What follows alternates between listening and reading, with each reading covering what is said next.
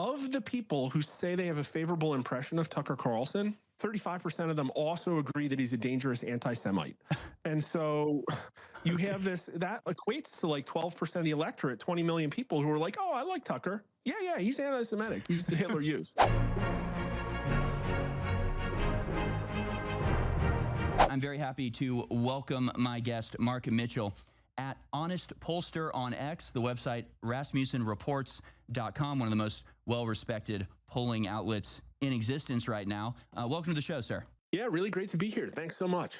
Oh, it's my pleasure to have you. And I had to get you on because you did an event last night, I guess. You opened up your DMs and you asked people to send you what they were thinking. Can you tell us what was this last night? Because I got a whole stack here of things that you've posted, the DMs that you got, of people expressing mostly their discontent with the way specifically the Trump administration is handling things. What are all these DMs from? What did you do last night? Well, you know, you can look at public opinion a couple of ways. I can sample all of the nation, but it's really hard to ask very specific questions of every person. So you ask everybody one question and add it up and see what the number is.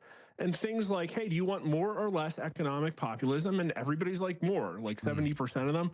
But then sometimes it's important to know what a few individual people say, like a focus group. And what I found is that I have my finger on the pulse of where the politics of America is going right now. And it is not going towards conservatism. Right. Conservatism has basically become the luxury value set that DC Republicans love to convince themselves will win hearts and minds finally this time. And everybody knows after we see zero action out of the Republican Party that it's basically just a grift job, just a donor harvesting operation, basically. Well, what do the youth want? What happens is when Trump wins an election, he convinces a higher proportion of the under 40 vote to turn out for him than we've ever seen before. All of the Republicans say, oh, look at us, we're so great. We just, we've won the youth vote because Republicans are great. And it's like, no, these people are not conservative and they hate you. Right. They only voted for Trump to give him a chance of fixing America, and you're screwing it up. And so I look at these people, even the ones that say they support Trump are overwhelmingly supporting socialist policies. And, that's wild. That's new. These people want major industries nationalized. They want excess wealth distribution. They just want America fixed, and they don't care how it's done. And so I think there's this aspect of Trump support that really gets overlooked, which has been like young, angry online men that have been the butt of American society.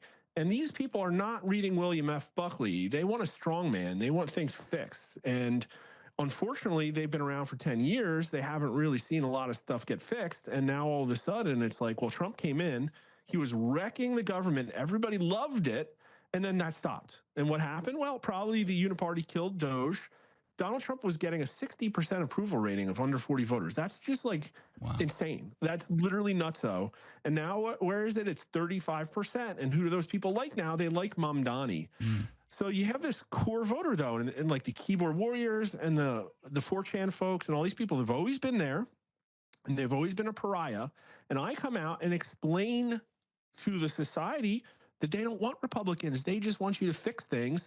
And these people are important. And what do I get? I got 300 DMs of people from like mostly Gen Z, but some millennials who are like, listen, I gave Republicans a chance. I'm so demoralized. And some of these are just brutal. I'll just read one.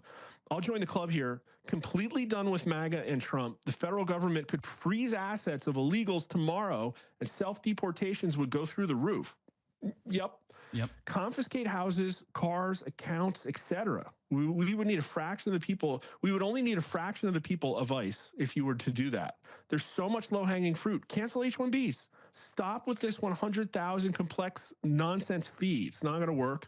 Arrest a CEO or two for keeping their DEI departments active. Charge them with discrimination. Like, why not? All this could be done within a week and would completely change course.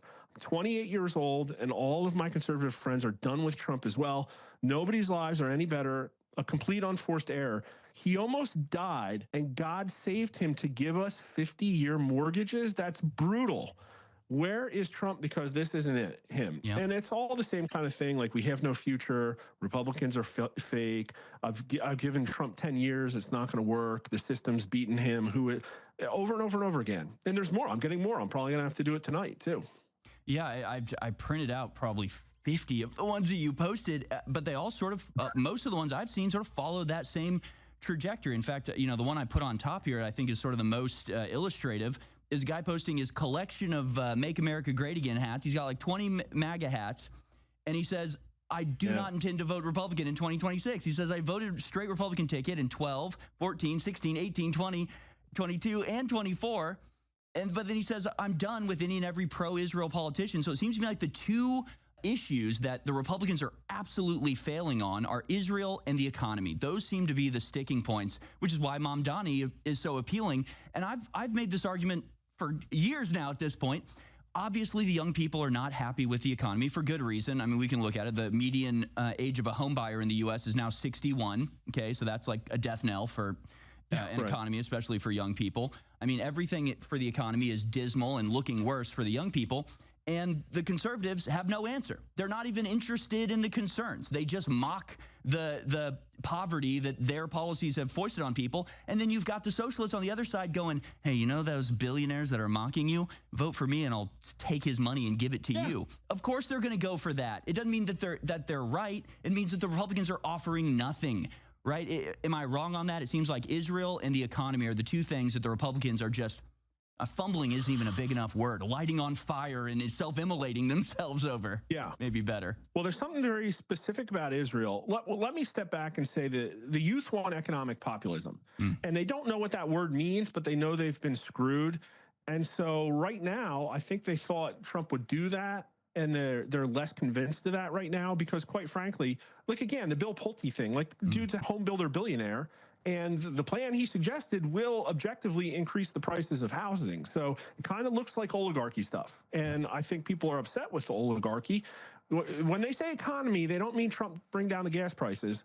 They mean reverse 30 years of wage stagnation and punish these corporatist global homo welfare queens. That's what they want. And that's what USAID was, or Doge was doing that to the government when it cut USAID, when it was going after this stuff, and it completely rolled over, and we're not doing any of it with the corporations. In fact, they look like they're in bed with Trump. So when you look at the left has a more authentic answer. Is it a stupid answer? Yeah. Right. The left's answer is we're going to give you a really big, probably $10 trillion homes crisis act. Everybody's going to get a chicken in every pot. And they're going to run out of other people's money and will probably, like, become hyperinflationary or whatever, but that's their plan. The Republicans' plan is, okay, you have to vote for us. Yep. Oh, and we're going to take donor money and enrich ourselves. And you're going to get let down. Like, that's the Republican plan. Like, tell me it's not. Then everybody can say I'm being histrionic, but we have 359 days until the midterm elections, and Republicans are really going to get beat. You look at last week, and Republicans turned out to vote in New Jersey, but Jack Ciattarelli got blasted away, like 13 points loss. And why is that? Everybody was expecting more. Well, it's because Donald Trump had a lot of support in New Jersey. New Jersey is a Democrat state, like D+10. Trump got a lot of Democrats and crossover independents. Those people didn't care. So it wasn't all Israel. Independents were like -6 Trump approval, like back in the middle of the spring. They were -20 after Epstein. And there was a whole bunch of things at once. It was like, hey, we bombed Iran. The one big beautiful bill kind of sucked. Epstein happened. Everybody got mad. And then it's like, okay, well, Trump's not focusing on the domestic front. He's building, this East Wing of the White House. He's doing all these things that just like aren't what we wanted. And then what happened is Trump approval just imploded right before the election. And I think it's a mix of they were fine with the shutdown, but then when snap hit, everybody's like, oh, the Republicans have no plan. They went into this with no strategy. They could have won on the shutdown if they had just applied leverage to the Democrats. They had none. Then Trump's yelling at them to use the nuclear option. They can't. They have 9 votes. And the entire Republican establishment is eating its face off on Twitter about Israel. And so all that together was like, you know what? This party doesn't really care about me. Independent approval of Trump got down to -27. 18 to 29-year-old Trump approval was 35. If the under 40 vote didn't turn out in New Jersey, Jack Ciattarelli might have won. It would have been a lot closer. These people, the young ones, are the ones that want strong action. And you've read them. There's some wild stuff in there. They're like, well, I'm just waiting for my Franco. When will we get Caesar? It's unbelievable. They don't really care. And I honestly believe probably Trump could have gotten away with, from a public opinion perspective, like back in March, if he had just ignored judges to give people actually what they wanted, because the Democrats are ignoring the Constitution. Like all this pearl clutching about constitutional crisis is, I really don't know how much it matters anymore. People will say it's bad, But they say a lot of things are bad, and then it happens, and they don't really care that much. Then add on top of all this, like the threat of political violence. People are super concerned about that, and it's a complete mess. And I told them about the Israel stuff too. I'm like, there's two ways to play this. You could freak out and cancel everybody, or you could just say that it was two humans talking on the internet. And if they had done that, they wouldn't have made Nick Fuentes essentially the most influential person on the right now. They did that. This guy's bigger than Ben Shapiro now. And they did that, and they knew it, and they wouldn't stop. And they did it during an election, and they destroyed approval. Like, I just can't. And it's like, I feel like the way we're seeing the stuff come out of the Trump administration, there are just establishment forces that are very used to a status quo. They don't like MAGA. They don't want it. I'm even getting accused now of undermining Trump. I'm an independent. Like, I'm not paid by Trump. I'm independent, and I call out what I see it. And I think he's making mistakes because I don't think he understands the politics in America right now, because I think he's probably hermetically sealed in the White House. If he just went on Twitter, if he just read some of the things that you read, like, he would know where people are at. And it's like, it's really like fourth turning stuff. That's the thing that's wild about Israel. So the fourth turning, I'm sure your audience knows, right? Oh, yeah. But one of the hallmarks of like the end phase of the fourth turning, the crisis, is that there's a very rapid handover between an old guard and a new guard. And in my opinion, the old guard represents the baby boomer generation, which very over-indexes a lot in government, right? Almost all the people down there, especially Republicans, are boomers, and they have a very cohesive set of shared values. You know, things like America's a superpower, and we punched Hitler in the nose, and we got to go spread democracy, like those kind of things, right? Right. You know, pay down your mortgage and with the excess income, so you have principal, and that kind of stuff, right? Pull yourself up by your bootstraps. Right. And the youth, their principle set is, I've been put last. The economy's terrible. I'm sick of corporations. I want all of this stuff rapidly fixed. I hate that you stole society from me. Right. And they're going to increasingly split on those issues. We're seeing it first on Israel. And I don't know why, probably because Trump got involved in Iran, and probably because of October 7th. But if you look at the 18 to 29s, we have a question: do you support Israel or Palestine more? And the 18 to 29s, only 21% say Israel. The 65 and olders, it's 59. So generationally, these are just two different people.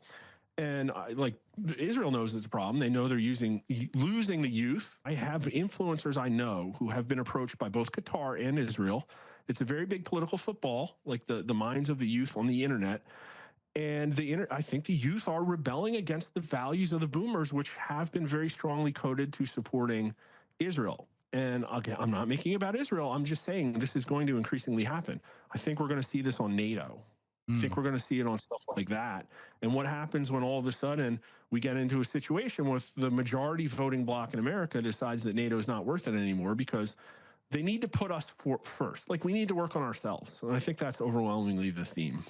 Yeah, no, I think you're exactly right. And I think it's really not that complicated, is it? I mean, people want to, try to sort of psychoanalyze what's going on. It's just like, we're being screwed, and we don't want to be screwed. Like, it's really not that complicated. Everybody else benefits, and we get screwed. We pay for it. They benefit. That's a crappy, setup. So we don't like that anymore, and we're looking for a new one.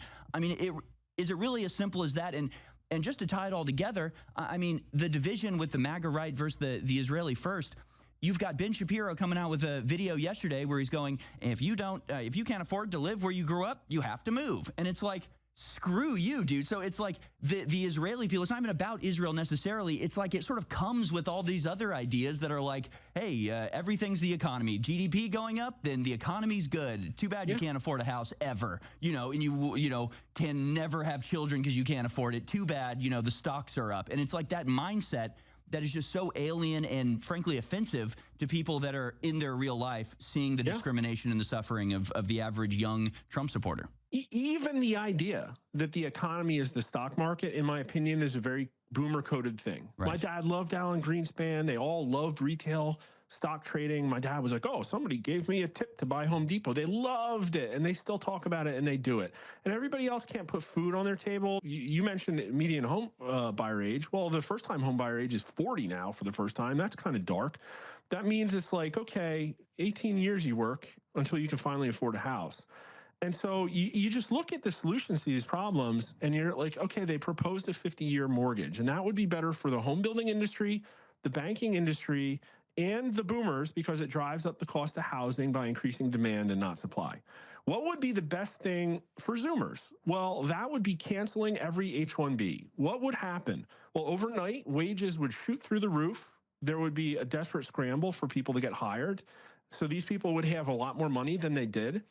And oh, by the way, corporations would have a rough time, so it would probably not be very good for boomer portfolios. But then there would be a rush to sell in housing because all of a sudden there's fewer people in America competing for the same amount of supply of houses.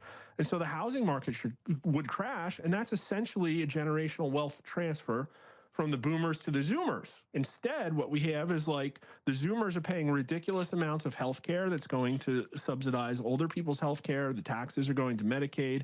And when you see the boomers talk about that, they say, hands off my Medicaid, I paid into that. Well, it's like, yeah, but okay, but understand these people aren't going to have that. It's not going to be there for them. They're not going to have Social Security.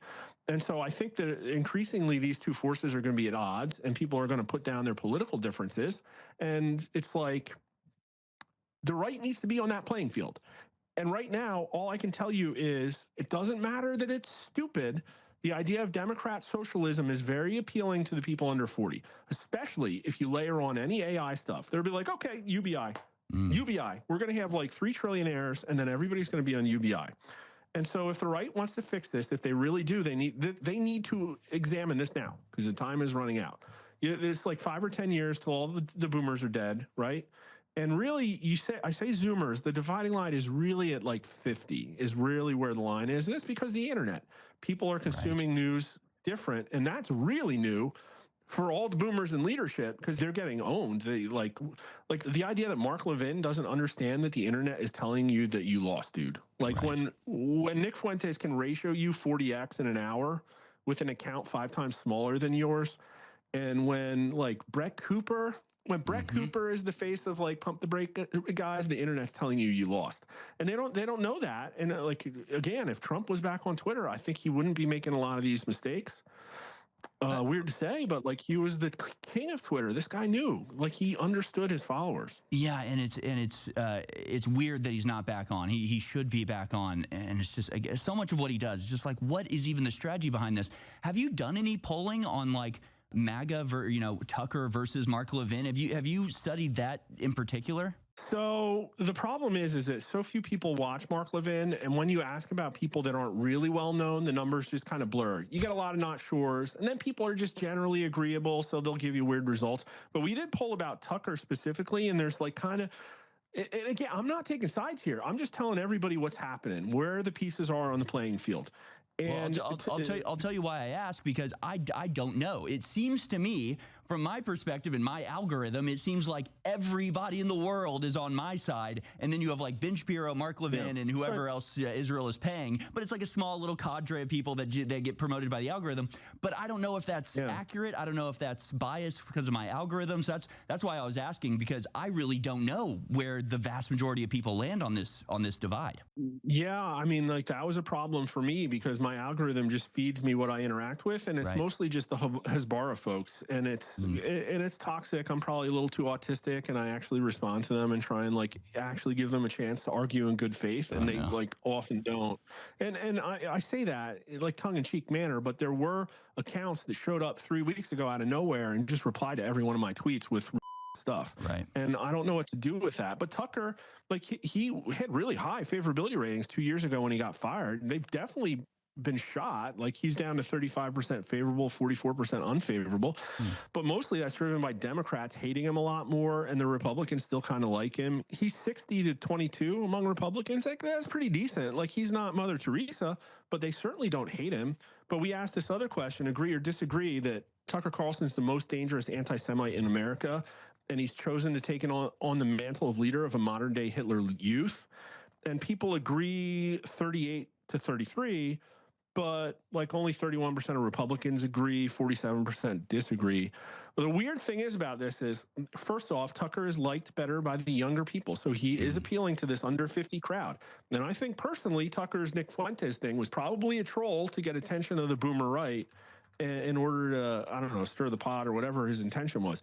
But what's kind of wild, this is why I say, I talked about the strong man. I talked about, of the people who say they have a favorable impression of Tucker Carlson, 35% of them also agree that he's a dangerous anti-Semite. And so you have this, that equates to like 12% of the electorate, 20 million people who are like, oh, I like Tucker. Yeah, he's anti-Semitic. He's the Hitler Youth. Wow, that's interesting. It is, and unfortunately, I don't have a benchmark from a month ago. But the way, it was a massive fight, the biggest fight I've ever seen on Twitter, way bigger than the H-1B fight back in December. Yeah. And it was like the Streisand effect guys, the Streisand effect guy. Now Nick Fuentes is the face of the hard right movement. Yeah. Because he didn't make these people are not all groypers. There's maybe, I don't know, there's 100, 200,000 groypers. But angry young men have been the core of Trump support going back all the way to the 4chan days. And there's millions of these people, and they don't identify as groypers, but more people watch Nick Fuentes than watch Ben Shapiro now by a lot. And he's on a channel that's 14 times smaller. And those are people that are Trump supporters. They have been around. They just don't feel like their needs are being met by this agenda or this platform because it's not being aggressive enough.